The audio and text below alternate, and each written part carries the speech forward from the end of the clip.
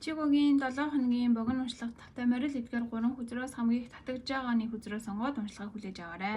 За эхний хүзрийг сонгосон хүмүүсийн маань хувьд энэ 7 хоног эхний өдрөөсөө эхсүүлээд маш завгүй төлөвлөгөө дүүрэн 7 хоног болох үзэл харагдаж байна. За та эргэн тойрны хүмүүс болон өөрийнхөө хүч чадлыг зөвөөрнөлж эдгээр хүмүүстэйгээ хамтарч хамгийн чухал хийх зүйлээсээ эхсүүлээд ажиллаа үргэлжлүүлээд хийх юм бол 7 хоногийн эцэс таны ажлын бүтээмж 100% 100%-аар үнэлэгдэх маш амжилттай 7 хоног байх үзэл харагдчихээн. За анхаарах ёстой зүйл гэх юм бол за нэг дор маш олон зүйлийг нэг өдөр ч юм уу те маш олон зүйлийг зэрэг амжуулах гэж хичээхээс бол татгалзаарай. Харин эсвэргээрээ хамгийн чухал зүйлээ нэг өдрийн хамгийн ихэнд хийдэг ч юм уу ямар нэгэн байдлаар тиймэрхүү зохицуултыг бол хийгээрэй.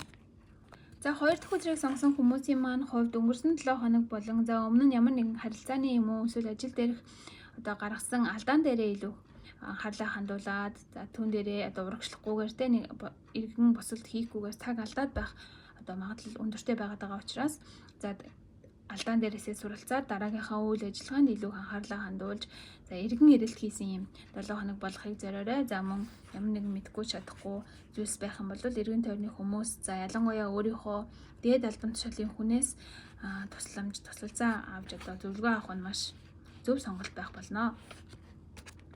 За 3 дугаар хүзрийг сонгосон хүмүүсийн маань хувьд энэ 7 хоногт хамааралтай байсан харилцаа эсвэл гараас ерөөсөө гардаггүй байсан ажлаа за эцэст гараасаа гаргах тэрийг тавьж явуулах тэр боломжийг олж авсан юм 7 хоног байх болно. За нөгөө талаараа та ингээд өөрийнхөө амьдралыг нэг л ингээд болохгүй баланс нь алдагдсан ерөөсөө өөрийн чинь хүсэж байгаа зүг рүү явахгүй байгаа гэдгийг анзаарч тэр зүйлсээ ингээд буцааж амьдралдаа эрүүл хэв маягийг авчирч чадсан 7 хоног байх юм болов уу гэж харагдаж байна. За зарим талаараа эм болон арх дарс мансууруулах зүйлс хэтрүүлэн хэрэгэлдэг байсан хоол хүнсийн тал дээр за тэнцвэр алдагдсан тийм зүйл байгаа бол энэ 7 хоногт аль болох хичээл зүтгэл гаргаад тэрийг амьдралдаа буцааж авчрах энгийн эрүүл амьдралын хэв маягийг буцааж авчрахыг илүү зорьсон 7 хоног болохыг бол зөвлөж байна. За ингээд ажил үйлсэд нь амжилт хүсье.